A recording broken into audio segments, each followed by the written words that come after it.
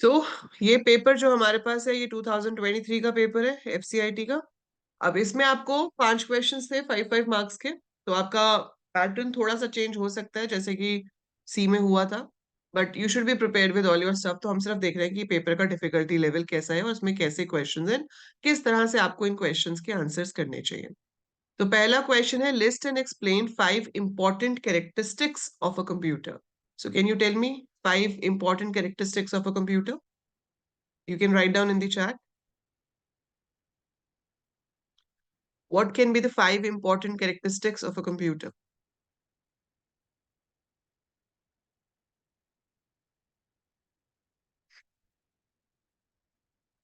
Speed, no IQ, accuracy, intelligence. ठीक है, speed means it is fast, it can perform calculations at a very high speed. No IQ means computers does not have a brain of their own, they can't think and take decisions. Diligence is that they never get tired. ठीक है, उनको उनकी electricity मिलती रहे तो वो काम कर सकते हैं घंटों घंटों, कोई प्रॉब्लम नहीं होती. Accuracy is result is always accurate. अगर आपका कोड सही है, if your input is correct, your output will always be correct. And versatile. So versatile means a single computer can perform different type of tasks. So बहुत सारे अलग-अलग तरह के task आपका कंप्यूटर परफॉर्म कर सकता है. So that is versatile. So Tanya ने बिल्कुल सही पांचों आंसर्स लिखे. Speed, accuracy, no IQ, versatile, intelligence. इसको आप एक एक लाइन में एक्सप्लेन भी कर सकते हो क्योंकि 5 मार्क का क्वेश्चन है. Then it says, explain the 5 basic functions performed by a computer system. So 5 basic functions performed by a computer system. इसमें बहुत general question हो जाता है ये. So what can you write in this? क्या 5 basic functions होंगे जो आपका computer system perform कर सकता है?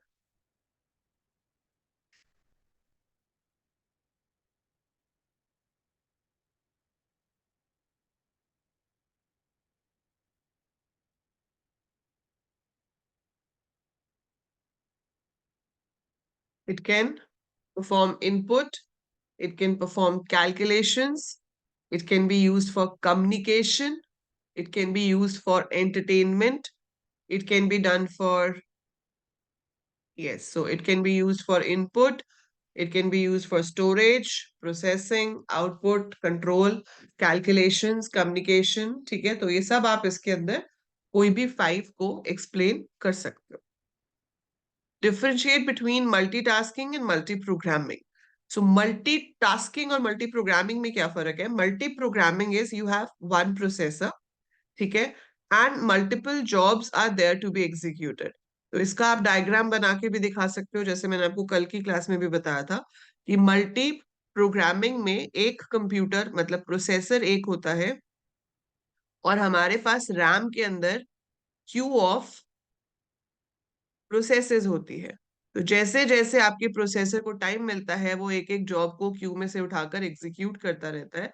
जो अभी जिसको काम नहीं चाहिए उसको साइड पे कर देता है, नेक्स्ट को उठा लेता है. सो single processor keeps on executing jobs from the RAM and it seems as if they are executing simultaneously. हमें ऐसा लगता है कि वो simultaneously execute हो रही है, जबकि actually में वो simultaneously execute नहीं हो रही होती.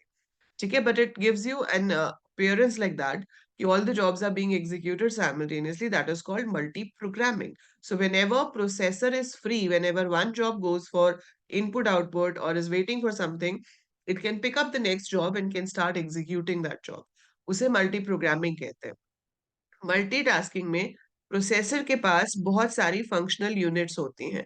सो ये यूनिट्स अलग अलग टास्क परफॉर्म कर सकती हैं, जिसमें एक जॉब को मल्टीपल टास्क्स में डिवाइड कर दिया जाता है. मतलब एक प्रोसेस को डिफरेंट टास्क्स में डिवाइड कर दिया जाता है. So job is divided into multiple tasks और फिर वो टास्क इंडिविजुअल यूनिट में साइमल्टेनियसली काम कर सकते हैं. उस चीज को मल्टी टास्किंग ऑपरेटिंग सिस्टम कहते हैं. ठीक है, then comes distinguish between LAN MAN वैन. ये तो बहुत इजी क्वेश्चन है. डेफिनेशन आकाश बुक में से या जो मैंने नोट्स दिए हैं उसमें से एग्जैक्ट लर्न कर लो, बट मीनिंग मैंने आपको एक्सप्लेन कर दिया है कि what is the difference between multi programming and multitasking. वो आप अपना डायग्राम बना के अपने वर्ड्स में एक्सप्लेन कर सकते हैं. ठीक है, so multiprogramming is the capability of a processor to execute multiple processes simultaneously. ठीक है, and all the processes to be executed have to be there in the RAM. Multitasking में the processor has multiple functional units. Each job or each process is divided into multiple tasks which can be executed simultaneously. LAN MAN वैन में difference, ये तो बहुत easy question है। लैन MAN वैन में जब आपको डिफरेंस लिखना होगा तो पहला तो ऑब्वियसली आपका डिस्टेंस के ऊपर आ जाएगा, फुल फॉर्म लिख दोगे। LAN is local area network, MAN is metropolitan area network, वैन is wide area network. LAN is less than 1 kilometre, MAN is 1 to 10 kilometer or a city you can say, and WAN is above 10 kilometer or above the area of a city. So that would be a wide area network. LAN usually wired होती है, usually, ठीक है। Man भी usually wired होती है, cables के through बना लेते हैं हम। वैन जो है वो यूजुअली वायरलेस होती है, ठीक है। इसकी स्पीड ऑब्वियसली फास्ट होती है क्योंकि डिस्टेंस कम है, ये भी रिलेटिवली फास्ट है, ठीक है। ये आपका थोड़ा इससे कम हो जाता है, ठीक है, लेसर इन स्पीड। देन आपके पास कॉस्ट का आ सकता है, ये कम एक्सपेंसिव होगी क्योंकि ऑब्वियसली कम केबल चाहिए होगा।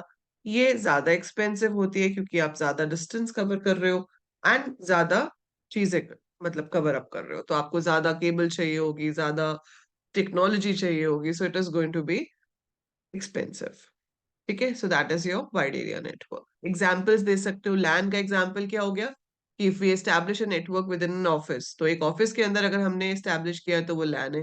एक सिटी के अंदर हमारे पास एक शॉप की मल्टीपल ब्रांचेस है जिनको मैंने आपस में कनेक्ट कर दिया, तो वो मैन हो गया। या आपका केबल टीवी नेटवर्क जो है, जो आपके घर पे केबल आता है, टीवी जो पहले आते थे चैनल सेटअप बॉक्स के थ्रू, वो एक मैन का एग्जाम्पल हो जाएगा। वाइड एरिया नेटवर्क का बैंकिंग, सारे बैंक्स डिफरेंट डिफरेंट जगह पे होते हैं पर सब आपस में कनेक्टेड होते हैं, तो वो आपका वाइड एरिया नेटवर्क हो गया, ठीक है। Then is define the term byte, what is the difference between a bit and a byte. बहुत सिंपल सा क्वेश्चन है, 5 मार्क्स में आपको खींच खींच के लिखना पड़ेगा क्योंकि ये चीज भी बहुत इंपॉर्टेंट होती है that you fill proper page for this. 5 mark का क्वेश्चन है तो लगना भी चाहिए कि जो आंसर है वो 5 मार्क का है। तो आप क्या करोगे, define the term byte. So byte is the smallest storage unit in the computer system जिसमें एक मीनिंगफुल डेटा स्टोर होता है। स्मॉलेस्ट यूनिट वैसे बिट है पर बिट मीनिंगफुल डेटा स्टोर नहीं करती, बिट स्टोर करती है या तो 0 या 1। फिर आप 8 बिट्स को मिलाते हो तो एक बाइट बनती है जिसमें आपका मीनिंगफुल डेटा स्टोर होता है, जैसे स्काई कोड हो गया, ग्रे कोड हो गया, ये सब यूजुअली आपके 8 बिट्स या 4 बिट्स के होते हैं। 4 बिट्स को हम निबल कहते हैं, पर इन्होंने निबल नहीं पूछा है तो आप बताओगे byte is the smallest storage unit जहां पर हम मीनिंगफुल डेटा स्टोर कर सकते हैं। फिर बिट क्या होती है, bit is just 1 bit which can be 0 और 1। फिर आप बाइट में आके बता सकते हो किलोबाइट क्या होता है, मेगाबाइट क्या होता है, टेराबाइट क्या होता है, तो वो टेबल आप बना के दिखा सकते हो, ज्यादा इसमें लिखने के लिए कुछ है नहीं, ठीक है।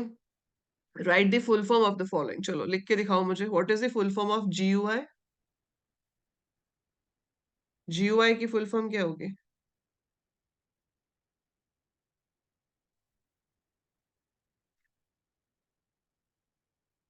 अरे अब full form of GUI, right in the chat.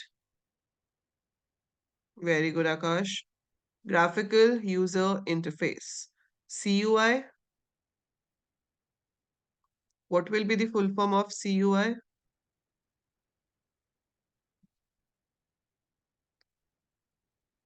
Characteristics नहीं, character user interface. So it is character user interface. Basic, basic is a programming language जो बहुत शुरू शुरू में आई थी। इसकी फुल फॉर्म क्या होगी? Beginners all purpose symbolic instruction code. Beginners all purpose symbolic instruction code. That is the full form of basic. It's a coding language. ठीक है। Then you have Fortran. ये सिर्फ मैथमेटिकल कैलकुलेशंस के लिए ज्यादा use होती थी और इसकी फुल फॉर्म है formula translation. So for stands for formula and tran is for translation. Formula translation. ठीक है। So basic is beginners all purpose symbolic instruction code. Fortran is formula translation. Very good Aman. MICR is magnetic ink character recognition. ठीक है, so ये आपका input device होता है। Okay, now comes your unit 1। You have to do 2 questions में से कोई एक, मतलब क्वेश्चन 2 और 3 में से कोई एक करना है। पहला है what is generation in computer terminology, explain various computer generations along with key characteristics of computer of each generation। इसका पूरा टेबल आपको नोट्स में दिया हुआ है। Notes are uploaded in the free study material section of the app as well as आपका जो course है उसके भी अंदर, जो आपका FCIT का पोर्शन है उसमें मैंने ये नोट्स अपलोड किए हुए हैं। तो वहां से आप जनरेशन वाइज 4 जनरेशन जो है उनकी डेट्स फिक्स्ड है।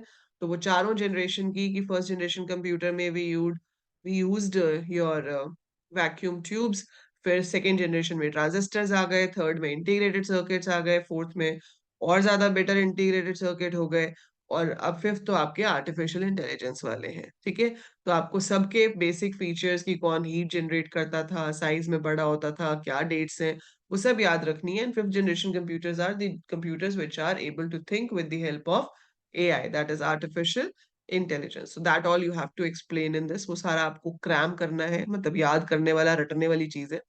वो आप समझो, याद करो, ताकि आप उसको पेपर में लिख सको। फिर है expand the following data. Data is any raw fact और फिगर्स, है ना। सो एनी रॉ फैक्ट और figure which is in the non processed form, जो अभी तक प्रोसेस नहीं किया गया है, उसको हम डेटा कहते हैं। एग्जाम्पल, आप कुछ भी नंबर्स लिख सकते हो, 98, है ना, अमन, तो वो डेटा हो गया। इंफॉर्मेशन क्या होती है? What is information? It is processed form of data. तो जब डेटा प्रोसेस हो जाता है तो वो इंफॉर्मेशन बन जाती है। सो information is processed form of data. For example, अगर मैं 98 और अमन कह रही थी, लेकिन अगर मैं बोलूं कि अमन हैज स्कोर्ड 98 मार्क्स, तो वो इंफॉर्मेशन हो गई, वो प्रोसेसिंग के बाद आ गया। Then RAM is random access memory, which is main memory. It is volatile. It stores the data required for the current processing of the system. When the power goes, the data goes. It stays only till the power is there. ROM is read-only memory. Permanent है. It is basically used to store the booting instructions कि आपका computer start कैसे होगा, and इसमें हम changes नहीं कर सकते. CPU is central processing unit, which is brain of the computer. It controls every operation in the system, input, processing, output, everything is controlled with the help of CPU. अगर हम थोड़ा tough question attempt करेंगे अच्छे से तो हाँ, definitely impression अच्छा हो जाता है, तो उसके बाद आगे के जो क्वेश्चंस हैं थोड़ा एग्जामिनर थोड़ा खुशी खुशी से करता है। बट इट्स नॉट नेसेसरी कि आप टफ ही करो, आप इजी वाले को भी करो, लेकिन आपकी पेपर प्रेजेंटेशन बहुत अच्छी होनी चाहिए। Hand writing should be good, margin should be proper, जो मेन टर्म्स हैं दैट शुड बी अंडरलाइन, ताकि जब बंदा पेपर देखे तो उसको देख के ही खुशी हो आपके आंसर शीट को, और वो खुशी खुशी चेक करे और खुशी खुशी खुशी मार्क्स भी दे। ठीक है। Auxiliary memory is secondary storage memory. इसमें आपका magnetic disk, magnetic tape, hard disk, ये सब आ जाएगा। ऑप्टिकल स्टोरेज, तो आप बता दो कि auxiliary memory secondary storage memory होती है। 1 मार्क का लिखना है वैसे तो इसमें आपको, तो you can just give example of some of the auxiliary memories after the definition. अब चॉइस में क्या था? Define memory, explain different types of memory in computer system with the help of a diagram. तो आपको इसमें memory बताना है क्या होती है। अब डिफरेंट टाइप ऑफ मेमोरी आपको एक्सप्लेन करनी है ना, तो उसमें एक डायग्राम हमारे पास आता है मेमोरी हायरार्की का, कि ये मेरे पास सीपीयू है, तो सीपीयू सबसे पहले डेटा को किस में देखेगा? कैश में। अगर उसको कैश में मिल गया तो ठीक है, नहीं तो वो कहाँ पर देखेगा? रैम में। कैश बहुत छोटी होती है, रैम उससे बड़ी होती है। अगर उसको रैम में भी नहीं मिला तो वो कहाँ देखेगा? ऑक्सिलरी स्टोरेज में, मतलब सेकेंडरी स्टोरेज में, जिसको हम हार्ड डिस्क कह सकते हैं। So basically it is hard disk. So this is your memory hierarchy, कि जब भी आपके सीपीयू को डेटा चाहिए तो सबसे पहले वो कैश में ढूंढता है, मिल जाता है तो यहीं से रीड कर लेता है। रजिस्टर तो सबसे अंदर ही है ना, अरे रजिस्टर्स तो यहीं पे है उसके पास। Registers are within CPU. सबसे पहले उसने अपने रजिस्टर्स तो देख लिया, मेमोरी पूछा है आपसे, तो registers doesn't count in the memory thing. Registers तो सीपीयू के पर्सनल होते हैं। ठीक है, तो उसमें अगर नहीं है तो पहले कैश में देखा जाएगा, कैश में नहीं है तो रैम में, रैम में नहीं है तो हार्ड डिस्क में। तो आपको डायग्राम बनाकर एक्सप्लेन करना होगा कि कैश मेमोरी क्या होती है, मेन मेमोरी क्या होती है और सेकेंडरी मेमोरी मतलब ऑक्सिलरी मेमोरी क्या होती है। ठीक है, so you have to explain that. Then write short notes on the following static memory and dynamic memory. तो इसमें आप स्टैटिक एंड डायनामिक रैम के बारे में बताएंगे कि स्टैटिक रैम में करंट सप्लाई करना पड़ता है लगातार। अगर करंट सप्लाई नहीं होता है तो data is erase, so it only stores the data only till there is a constant power supply. Dynamic memory में कैपेसिटर्स यूज होते हैं जिसको आपको थोड़े थोड़े टाइम के बाद रिफ्रेश करना पड़ता है ताकि आपकी मेमोरी में जो डेटा है वो वहां पर मेंटेन रहे।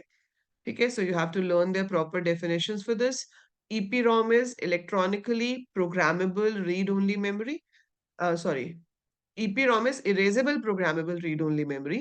EEPROM is electronically erasable programmable read-only memory. So EPROM जो है उसमें आपकी ROM को हम erase तो कर सकते हैं लेकिन वो ultraviolet rays की help से erase करना पड़ता है. So we have to erase with the help of ultraviolet rays और उसके बाद we can reprogram it.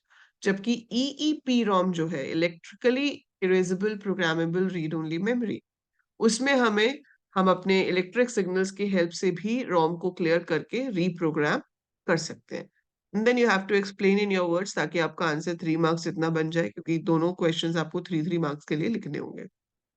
ठीक है, so it's your choice now कि आप दोनों में से क्या चूज करते हो। इफ यू आस्क मी, मैं शायद फर्स्ट वाला चूज करती क्योंकि जनरेशंस फिक्स्ड है एंड यू कैन, अगर आपको याद है तो आपको इजीली इसमें पूरे मार्क्स मिल सकते हैं और ये 1 1 मार्क में मार्क्स स्कोर करना ज्यादा इजी होता है क्योंकि 1 मार्क्स में से वो काटेंगे ही क्या, है ना? डेटा को आपने 1 मार्क का सही बताया है, तो 1 मार्क मिलेगा। 3 नंबर वाले में जैसे स्टैटिक और डायनामिक के डिफरेंस है, तो हो सकता है 3 में वो आपको 2 दे दें या 2 एंड हाफ दे दें।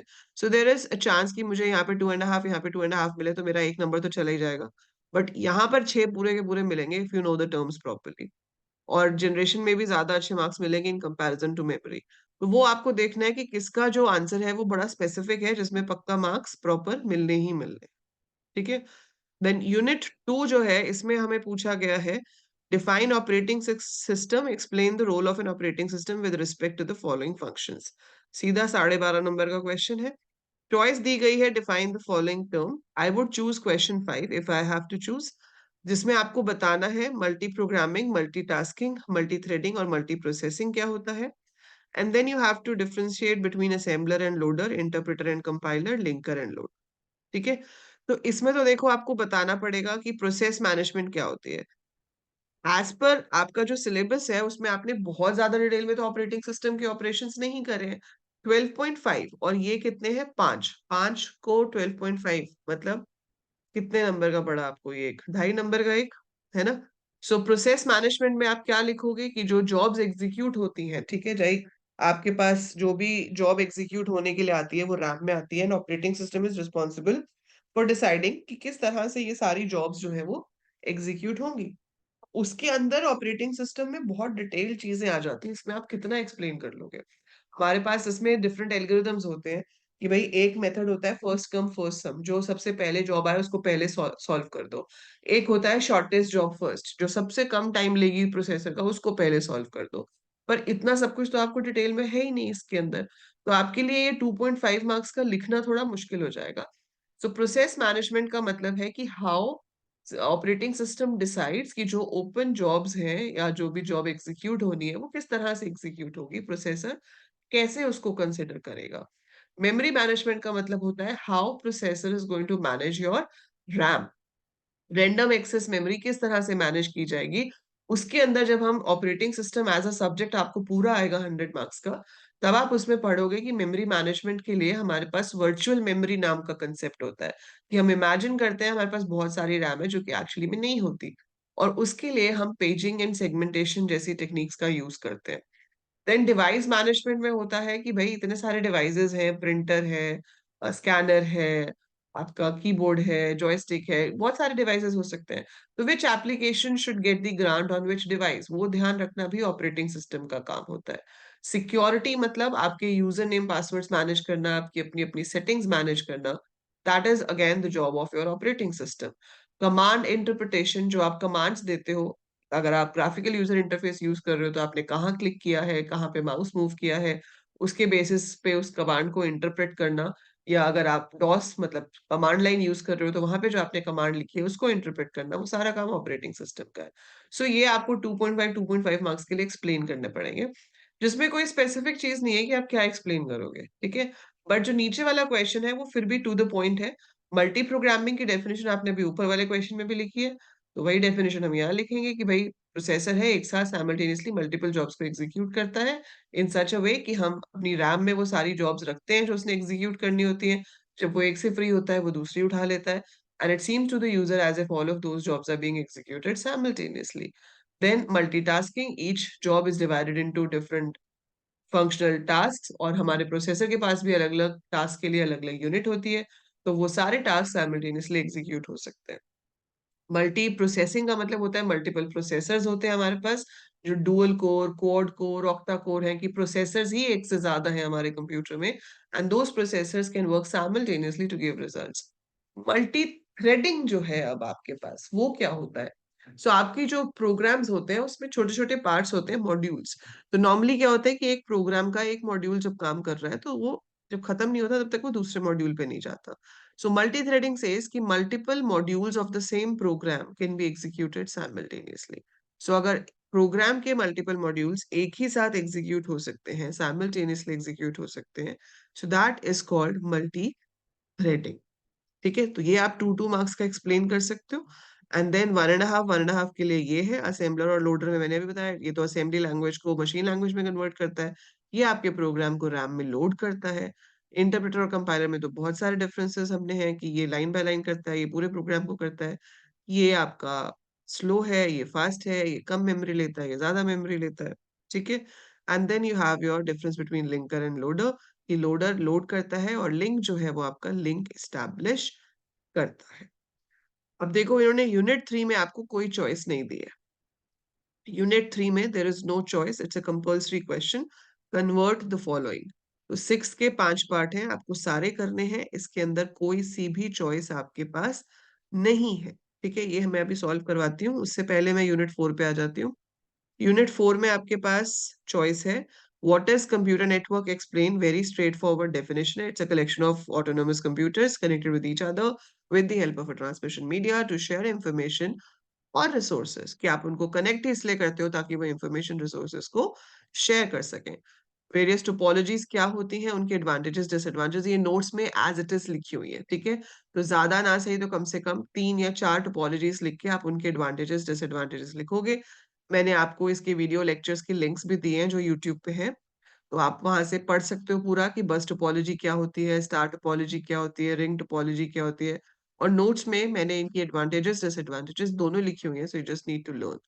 सो ट्रांसमिशन मीडिया भी हमने डिस्कस किया ही था, वायर्ड अनवायर्ड जिसे हम गाइडेड अनगाइडेड कहते हैं।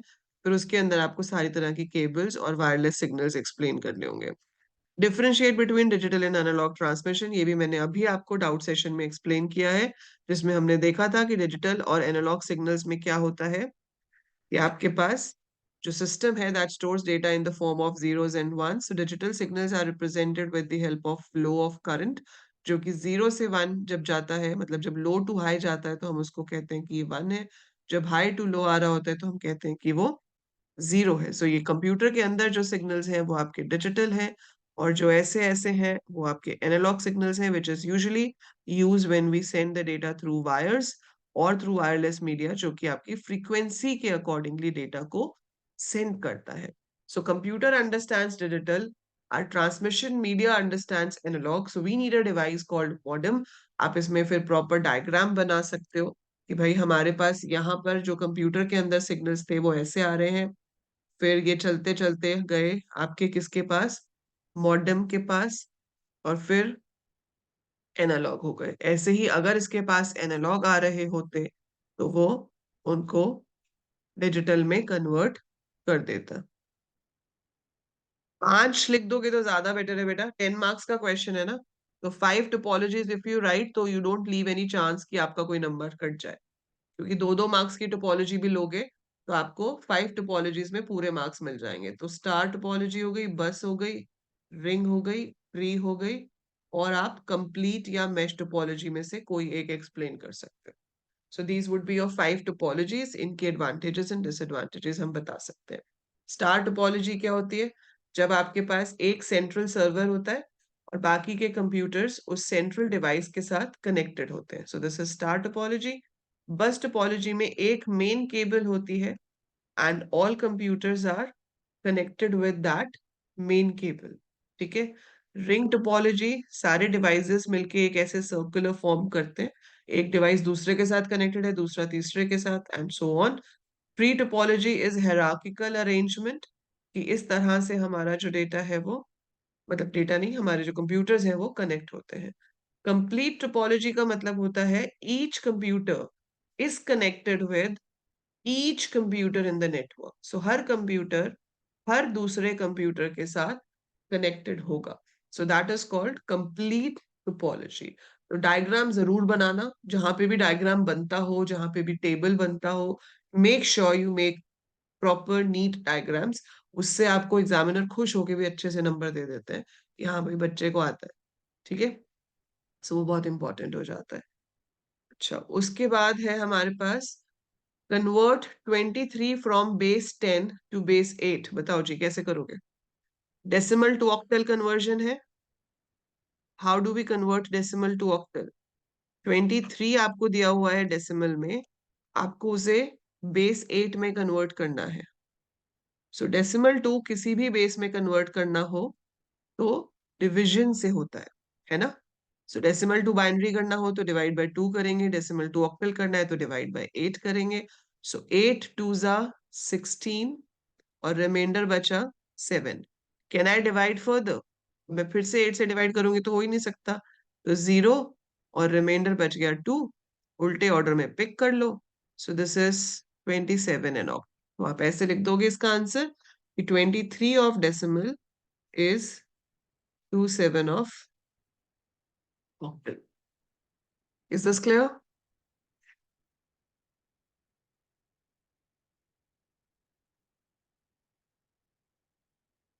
देन आपको बोला है कन्वर्ट 1010 11011। सो इट इज 1010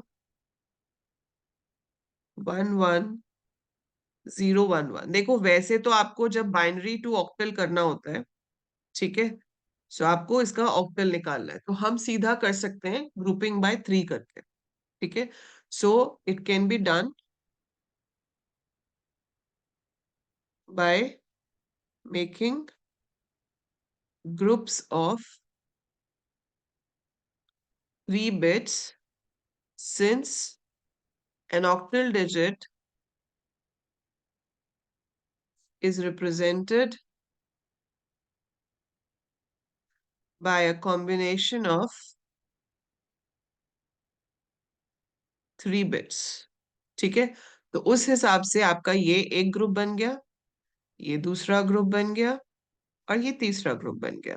तो 101 जो है वो हो गया 5, 011 is 3, 011 is 3। So this should be your answer.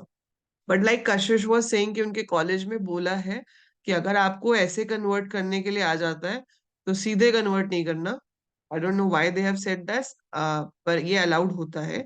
पर अगर आपके कॉलेज में भी ऐसा कहा गया है and you want to do it that way, तो आप पहले इसको किस में कन्वर्ट कर सकते हो? डेसिमल में। बट वो बहुत लंबा मेथड हो जाता है, usually we don't require that. पर अगर आप इसको करते भी हो तो इसको आप क्या करोगे? 0 1 2 3 4 5 6 7 8। सो 1 into 2 raised to the power 8 plus 0 into 2 raised to the power 7, 1 into 2 raised to the power 6, 0 into 2 raised to the power 5, 1 into 2 raised to the power 4, 1 into 2 raised to the power 3, 0 into 2 raised to the power 2, 1 into 2 raised to the power 1, 1 into 2 raised to the power 0। So in short ये कितना हो गया? 32, ये होता है 64, 128, 256। सो this is 256। फिर तो 0 हो जाएगा, फिर ये आपके पास हो जाएगा 64, फिर 0, 2 raised to the power 4 is 8, फिर एक second, 2 raised to the power 4 8 is 16, then this is 8, फिर ये 0 हो गया, फिर ये 2, फिर ये 1। So this will be 256 plus 64। So 256 plus 64 320, 320 और 8 और 2 हो गए 10, 26 और 27. So it's 347. So this comes out to be 347 in decimal. अब ये 347 किस में आया है? डेसिमल में आया है. अब इसको लंबे तरीके से अगर हम करेंगे तो पहले डेसिमल निकालेंगे, फिर इसको डिवाइड करेंगे 8 से. सो 8 4 जा 32, रिमाइंडर बचा 2, 27 हो गया. 8 3 जा 24, रिमाइंडर बचा 3. फिर 8 से करेंगे तो 8 5 जा 40, रिमाइंडर बचा 3. That's it. यहाँ पर आ गया 0, यहाँ पर आ गया 5. So your answer is 533. So answer आप देख रहे हो दोनों केसेस में सेम ही आएगा. बट अगर आपको बोला गया है कि इस मेथड से करो, या just to be on safer side आपके पास टाइम है, आप दूसरे क्वेश्चंस पहले कर चुके हो एंड यू फील कि यस मेरे पास टाइम है, मैं इसको ऐसे कर सकता हूँ, तो go ahead, do like this. In both cases answer will be same. तो उसमें भी 533 ही आया था और यहाँ पर भी हमारा 533 ही आ रहा है. सो दोनों तरीके से आप कैसे भी कर लो, आंसर सेम ही आएगा. ठीक है. So that's how you convert binary to octal. फिर है convert 234 from base 8 to base 10. इसमें क्या करेंगे? बेस 8 टू बेस 10 में करने के लिए ये तो सिंपल है. 234 बेस 8 से बेस 10 में करने के लिए क्या करेंगे बताइए?